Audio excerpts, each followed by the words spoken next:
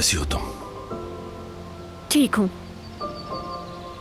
कल हवेली में निकाह की तकरीब है ना, उसी की तैयारियां कर रही हूँ। ओह हाँ, तुम्हारा ही तो निकाह हो रहा है। देखो तो मैं भी किसे बता रही हूँ। ऐसा मत कहो गुल। क्या ना कहूँ? झूठ है क्या? कल तुम दारिया से निकाह नहीं कर रहे?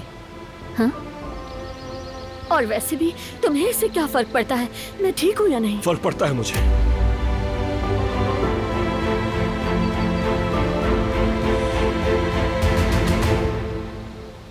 क्या हम कुछ बात कर सकते हैं?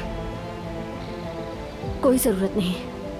वैसे भी अब कहने को क्या रह गया है? बस एक बार कुछ कहना चाहता हूं।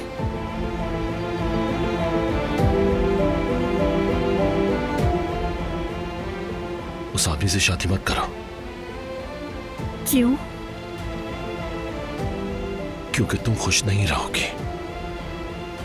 मुझे मालूम है तुम उसे नहीं चाहती और नहीं जा सकोगी। मैं नहीं चाहता कि तुम सिर्फ जिद में आकर अपनी जिंदगी बर्बाद कर दो। खुदा रहा, अभी भी वक्त है, पीछे हट जाओ। अब कह रहा है शादी ना करो, पीछे हट जाओ।